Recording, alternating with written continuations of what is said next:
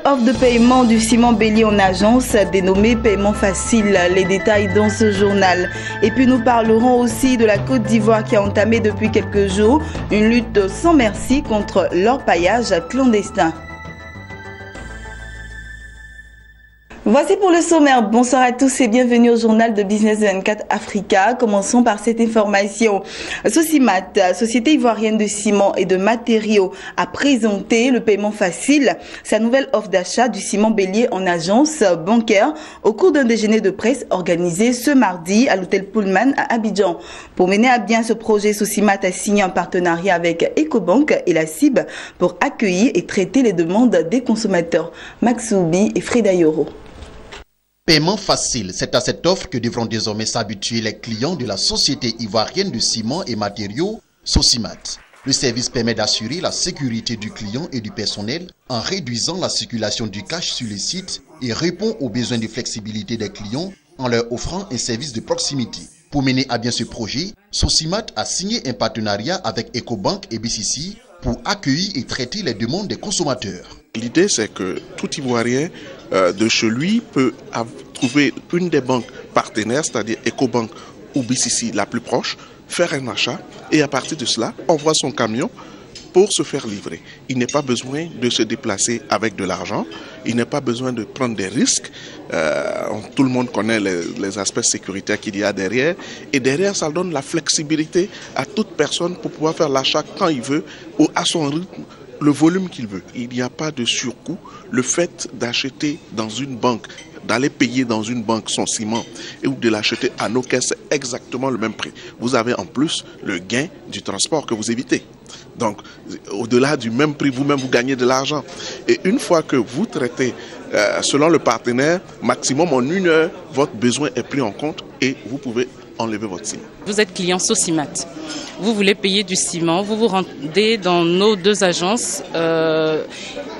C'est pour vous permettre de faire vos opérations vraiment en 1 heure maximum et récupérer votre produit au bout d'1 heure. Donc vous vous rendez à ces agences. Vous avez une caisse dédiée. Vous allez vous effectuer votre versement. On vous remet un bordereau. Vous retournez chez Sosimat et vous effectuez l'enlèvement de votre marchandise. Et nous, entre-temps, Sosimat est également informé qu'il y a un versement qui a été fait. Au-delà de la flexibilité, de la rapidité et de la sécurité, la nouvelle offre de paiement facile du ciment du groupe Sosimat va permettre de résoudre un problème cher aux autorités ivoiriennes. L'offre va contribuer à la bancarisation jugée trop faible en Côte d'Ivoire à moins de 14%. En fait, l'idée du partenariat est vraiment de faciliter la vie aux populations ivoiriennes et d'accentuer l'inclusion financière qui est un grand sujet aujourd'hui dans le milieu bancaire, c'est-à-dire bancariser le plus grand nombre de personnes. Alors, ce type de projet permet déjà aux populations de se familiariser avec la banque. Il y a des gens qui ne sont jamais entrés dans une banque pour comprendre l'accueil, le service, à quoi sert la banque. Et ça permet justement de contribuer au développement du pays via les banques et habituer la clientèle à justement utiliser les services bancaires. Notons que la société ivoirienne de ciment et matériaux Sosimat a une capacité de production annuelle de plus d'1 million de tonnes par an. Le ciment Bélier, produit de Sosimat, a servi à la construction de plus gros chantiers en Côte d'Ivoire. La Côte d'Ivoire a entamé depuis quelques jours une lutte sans merci contre l'orpaillage clandestin dans le pays. Dans l'ouest, le sud-ouest et le nord-ouest, le ministère en charge de l'industrie et des mines et celui de la défense mènent des actions vigoureuses. Les sites clandestins sont purement et simplement déguerpis. Le constat à Madokro dans le département de Bio avec Koné Mamadou. La lutte contre l'orpaillage clandestin a débuté à Madikro. Pour le ministre de l'Industrie et des Mines, Jean-Claude Brou, la prolifération de l'orpaillage illicite et clandestin sur l'ensemble du territoire a aussi bien des conséquences sur l'environnement que sur les populations. C'est pourquoi l'État a adopté le programme triennal 2014-2016 de rationalisation de l'orpaillage.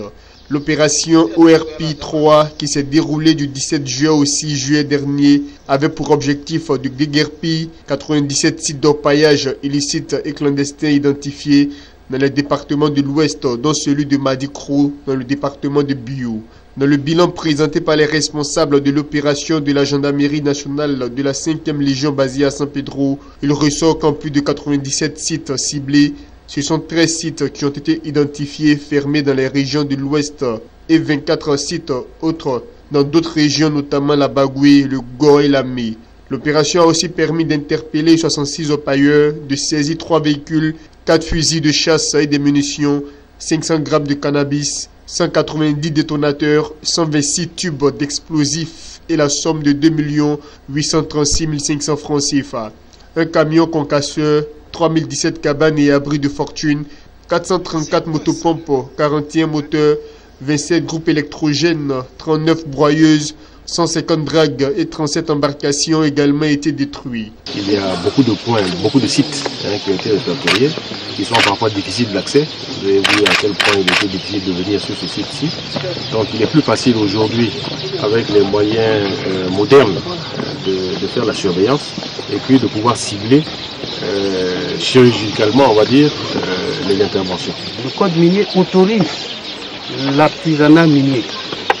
Ok, mais il faut avoir une autorisation. L'autorisation, ça permet quoi?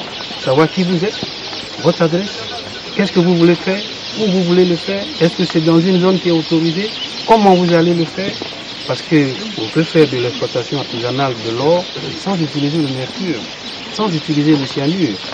C'est une activité qui permet de gagner sa vie. Comme solution, le ministre de l'Industrie et des Mines a annoncé une procédure d'attribution d'autorisation en vue de normaliser le processus et de faire en sorte que des clandestins ne s'approprient l'activité. La mission de visite des sites déguerpis se poursuit dans les localités de Sassandra, Tabou, Daloa, Maé et Odiéné.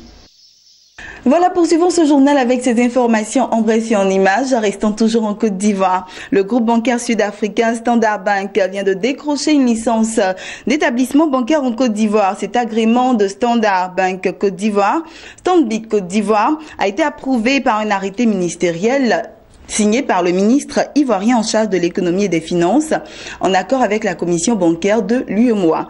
En 2015, la Banque africaine numéro 1 avait déjà annoncé son ambition de décrocher sa licence dans l'une des économies les plus dynamiques du continent et locomotive de l'Afrique de l'Ouest francophone. Stanbic Côte d'Ivoire dispose actuellement d'un capital social de 12 milliards de francs CFA qui devrait s'accroître à 37 milliards de francs CFA d'ici 2020. Terminons avec cette information. L'État tunisien a annoncé la cession des participations qu'il détient dans le capital de la société Adiwa à hauteur de 35,529%. L'opération est ouverte aux personnes physiques et morales de nationalité tunisienne ou étrangère. Les investisseurs intéressés peuvent agir seuls ou en forme de consortium dirigé par un chef de file. Voilà, c'est ici que nous mettons fin à ce temps d'information. Excellente suite de programme sur Business 24 Africa.